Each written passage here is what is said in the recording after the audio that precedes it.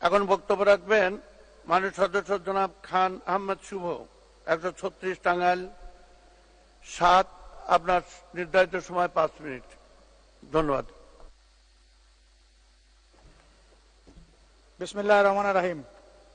টেকসই উন্নয়ন পরিক্রমায় স্মার্ট বাংলাদেশের স্বপ্নযাত্রা, এই স্লোগানকে নিয়ে 2024-25 অর্থ বছরের বাজেট উপস্থাপিত হয়েছে। মাননীয় স্পিকার, বক্তব্যের শুরুতে আমি শ্রদ্ধাভরে স্মরণ করতে চাই স্বাধীন বাংলাদেশের স্থপতি, হাজার বছরের শ্রেষ্ঠ বাঙালি জাতির জনক বঙ্গবন্ধু শেখ মুজিবুর রহমানকে। আমি শ্রদ্ধাভরে স্মরণ করতে চাই মহান মুক্তিযুদ্ধে অংশগ্রহণকারী সকল বীর মুক্তিযোদ্ধাদের, 30 লক্ষ শহীদ, 2 লক্ষ মা বোন যাদের সম্ভ্রমের বিনিময়ে অর্জিত এই লাল সবুজের পতাকা। আমি শ্রদ্ধাভরে স্মরণ করতে চাই 1975-এর 15ই আগস্ট রাতের অন্ধকারে নির্মমভাবে নিহত বঙ্গমাতা শেখ ফজিলাতুন্নেছা মুজিব, বীর মুক্তিযোদ্ধা শেখ কামাল, লেফটেন্যান্ট শেখ জামাল, শিশুপুত্র শেখ রাসেল সহ বঙ্গবন্ধু পরিবারের নিহত সকল সদস্যদের। আমি স্মরণ করতে চাই 3রা নভেম্বর কারা অভ্যন্তরে নিহত জাতীয় 4 নেতা সহ 1952-র ভাষা আন্দোলন থেকে শুরু করে সকল গণতান্ত্রিক অধিকার আদায়ের লক্ষ্যে আন্দোলনে নিহত ও আহত সকল আওয়ামী লীগ নেতাকর্মীদের।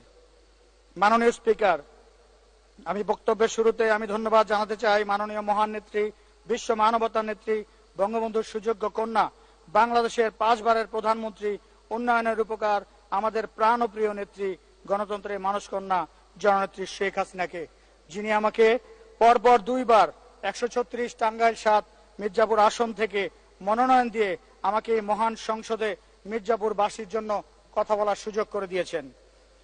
মাননীয় স্পিকার, 1972 সালে বাংলাদেশ সরকারের প্রথম বাজেটটি ছিল 786 কোটি টাকা। সুখী সমৃদ্ধ বাংলাদেশ বিনির্মাণের অঙ্গীকার নিয়ে বিগত 6 জুন বাংলাদেশ সরকারের মাননীয় অর্থমন্ত্রী আবুল হাসান মাহমুদ আলী এমপি 2024-25 অর্থ বছরের জন্য 7,97,000 কোটি টাকার বাজেট উপস্থাপন করেছেন। স্বাধীন বাংলাদেশের এটি 53তম বাজেট।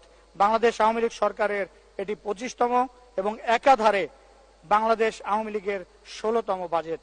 মাননীয় স্পিকার, এবারের বাজেটে স্মার্ট বাংলাদেশের দর্শনকে দর্পণে রূপান্তরিত করার লক্ষ্যে প্রতিটি খাতে আধুনিকরণ ও প্রযুক্তির সর্বোচ্চ ব্যবহারের উপর গুরুত্ব আরোপ করা হয়েছে। 4র্থ শিল্প বিপ্লব উপযোগী ভৌত, সামাজিক ও প্রযুক্তিগত অবকাঠামো বিনির্মাণের প্রতি জোর দেওয়া হয়েছে। স্মার্ট সমাজ, স্মার্ট নাগরিক, স্মার্ট সরকার এবং স্মার্ট অর্থনীতির সুফল দেশের সর্বশেষ প্রান্তে থাকা নাগরিকের কাছে আমরা যাতে পৌঁছে দিতে পারি, সেটাই বাজেটের মূল লক্ষ্য। মাননীয় স্পিকার, আমি আমার নিজ এলাকা মির্জাপুরের মানুষের কিছু কথা এই মহান সংসদে আপনার মাধ্যমে তুলে ধরতে চাই। আমার এলাকা 136 টাঙ্গাইল 7 মির্জাপুর আসনটি 14টি ইউনিয়ন, একটি পৌরসভা নিয়ে গঠিত। এর মধ্যে কয়েকটি ইউনিয়ন নদী ভ্রামণ প্রবল এলাকা। উল্লেখ্য, ঝিনাই, বংশাই এবং লৌহজং নদীর তীরবর্তী এলাকাসমূহ প্রতি বছর বর্ষা মৌসুমে প্রবল ভাঙনের সৃষ্টি হয়। এবারও বংশাই নদীর তীরবর্তী গ্রামসমূহ ফতেপুর ইউনিয়নের ঋষিপাড়া, সুতানরি, বানকাটা, থলপাড়া, চাকলেশ্বর ইত্যাদি বিভিন্ন গ্রামের প্রায় শতাধিক পরিবার গৃহহীন হয়ে পড়েছে। বাদ পড়েনি স্কুল, বাজার, মসজিদ, মন্দির, কবরস্থানও। আমি অনতিবিলম্বে আপনার মাধ্যমে মাননীয় প্রাণী সম্পদ মন্ত্রীর দৃষ্টি আকর্ষণ করছি এ বিষয়ে দ্রুত ব্যবস্থা গ্রহণের জন্য। মাননীয় স্পিকার, আমার মির্জাপুরের 6টি ইউনিয়ন পাহাড়ি অঞ্চল। এর জনসংখ্যা প্রায় 1,27,000-এরও অধিক, যেখানে শত বছর যাবৎ মানুষের বসবাস রয়েছে। 1982 সালে তৎকালীন সরকার আটিয়া বন অধ্যাদেশ নামে একটি অধ্যাদেশ জারি করে, কিন্তু দীর্ঘদিন যাবৎ যে মানুষগুলো এখানে বসবাস করে আসছে তারা বিভিন্ন সময় অযাচিতভাবে বিভিন্ন আইনি জটিলতার সম্মুখীন হতে হয়। এমনকি পুরাতন ঘর মেরামত করতে গেলেও তাদের আইনি বাধার মুখে পড়তে হচ্ছে। এ পর্যন্ত বন বিভাগ কর্তৃক 2,000-এরও অধিক মামলা চলমান রয়েছে এবং প্রায় 10,000-এরও বেশি মানুষ এ সকল মামলায় বিপর্যস্ত। আমি আপনার মাধ্যমে বন পরিবেশ মন্ত্রী এবং আইন মন্ত্রীর দৃষ্টি আকর্ষণ করছি। মাননীয় স্পিকার, 1 মিনিট সময় বাড়িয়ে দিন।